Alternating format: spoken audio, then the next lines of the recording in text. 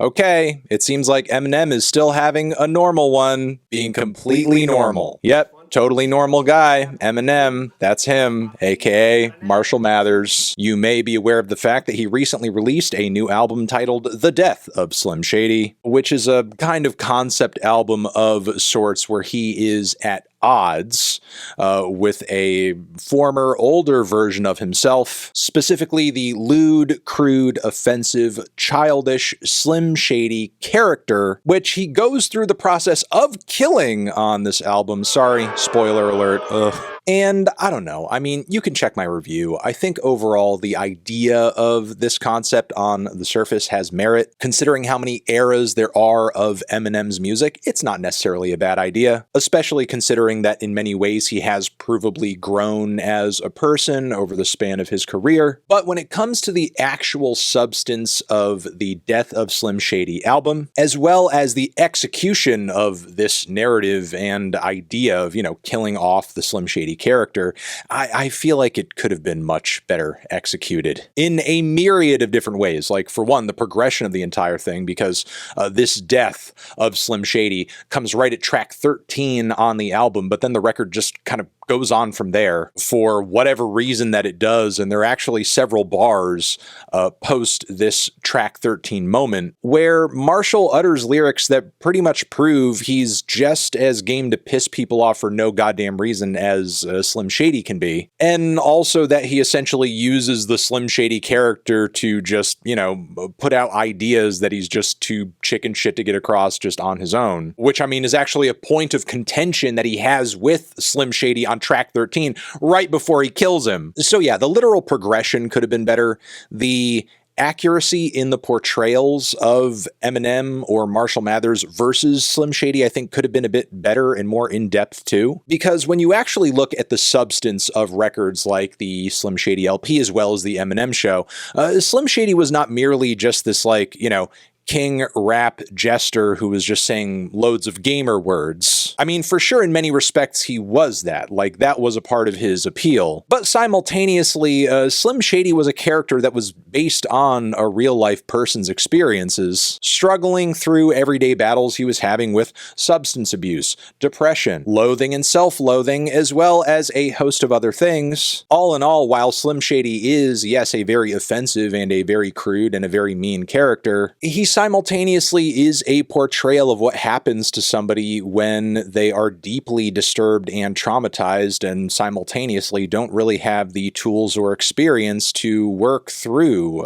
those problems and issues, so they just kind of manifest in some really ugly, horrible ways. Which, I mean, was a very clear part of the Slim Shady narrative when you look at the content of the lyrics on records like the Slim Shady LP. Yes, Slim Shady didn't give a fuck. In a lot of ways, he was embracing nihilism, but mostly because he felt like he was done dirty by the world he was born into. And in Eminem's portrayal of the character on his latest record, I feel like all we're really getting of Slim Shady is like that FAC era Slim Shady, where he's just kind of, making jokes about Christopher Reeve and cum and having gerbils put up your ass, which again, for sure is a part of the character, but it's not the entire story. So yes, I feel like that was a major narrative failing of the new album, and Eminem seems to be embracing that failing even further with this silly little self-interview that has recently been uploaded to Complex's YouTube channel, where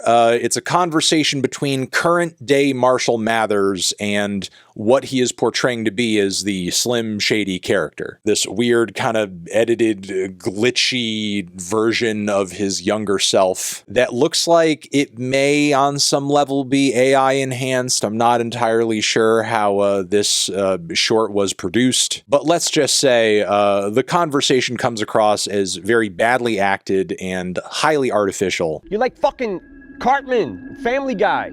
It's like you can't be canceled. Look, slut, it's better to get canceled saying shit that everyone's thinking but scared to say than it is getting canceled for some bullshit-ass bar. Fuck you. bullshit ass bars. Look, man, with the exact angle it's trying to shove down the audience's throat, being telegraphed to high heaven with this little warning slide kicking off the entire interview. This video contains scenes of graphic immaturity and brutal depictions of self-deprecation. Viewers who are too...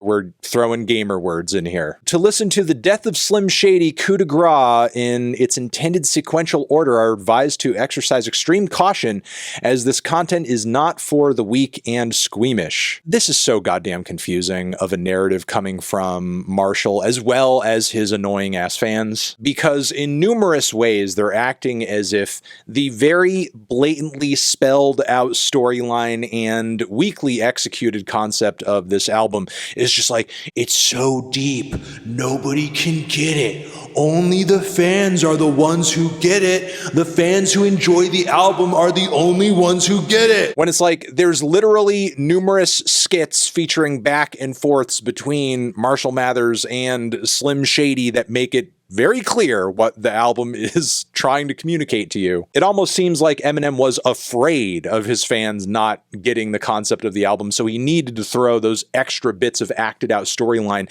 just to make it painfully clear what is happening. So again, where this idea is coming from, that just the concept, the story is just so beyond comprehension. And on top of it, who is listening to the fucking album out of sequential order? I mean, I suppose there are some, but even in that context, like given some of the skits, given the literal lyrics of the tracks that you're listening to, even out of order, I feel like the idea behind the album still wouldn't be that hard to grasp. I mean, regardless of what order you're listening to it in, what happens in Guilty Conscience 2 still happens in Guilty Conscience 2. Like, the album is packed with context clues. So again, where this idea is coming from that nobody's getting it, nobody's gonna get it, it's just bullshit and annoying and makes no sense. And the interview, the conversation, the back and forth makes even less sense as we get deeper into it. Specifically lines where it sort of seems like he wants to put everything that's ever been offensive, that's ever been said on any record that has upset people in the past, and kind of put that on the shoulders of Slim Shady while absolving himself of any of that stuff, because, whoa, that's not me, that's a different guy, that's a long dead version of me who's not around anymore. When the fact of the matter is, there have been plenty of bars, even like as recently as stuff on Kamikaze, for example, that you could say, oh yeah, this is being said by Marshall Mathers, but it offended people. Like, it's not as if we just hit the recovery era of Eminem and then it was just nothing but squeaky clean Marshall Mathers from there on forward. Like, that is not the full and true story of Eminem's career, since mostly separating off from the Slim Shady character. And again, it's not as if we haven't seen multiple times since 2010 Marshall Mathers kind of embracing or bringing back, you know, that edgier side of himself for either a laugh or a rise out of his audience, or as a means of, once again, exploring his past, which is something that he just can't seem to stop doing. I mean, we have to ask ourselves, what makes this instance of him doing that any better or more significant than any past example of it? Because, I mean, this record and its content are certainly nowhere near as good as, like, the Marshall Mathers LP2, I'll say that. Not to mention the fact that, like, Eminem, the character Eminem in this fake interview and conversation, is making some pretty valid points here and there about the necessity and existence of his character and roasting Marshall right to his face. Meanwhile, Marshall doesn't really have a whole lot to say in response the entire time other than, huh, look at this fucking guy. This guy.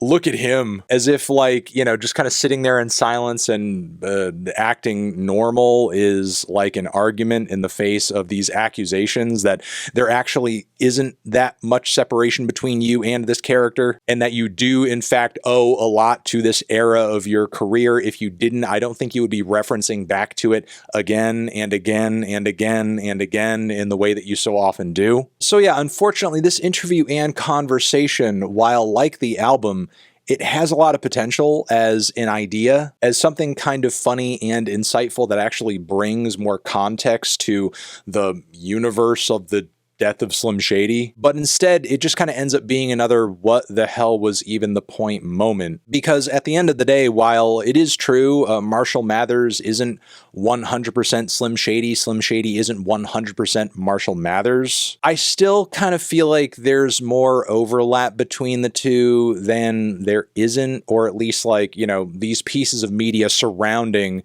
this narrative and this concept are doing a very bad job of like creating a genuine separation between the two. But if there is one really good thing to come out of this, at least we got to see Marshall on some level kind of get roasted to his face about the fucking awfully hot coffee pot line. At least he's self-aware about that. All that I can hope is that 10 or 15 years from now, we eventually get to see an even older version of Marshall Mathers arguing with this current day version and an even younger version of himself, and really just like kind of get a love triangle going. That's what I'm really like, fingers crossed, praying that I hope I get to see in my old age. But yeah, this weird interview thing was a weird interview thing. Total mess. And really not as flattering or maybe as enlightening as I think Marshall was hoping it would be. But yeah, I think I'm going to leave it here. You guys, if you've watched this awful piece of media, let me know down in the comments below. I'm sure you will. Over here next to my head is another video that you can check out. Hit that up, or the link to subscribe to the channel.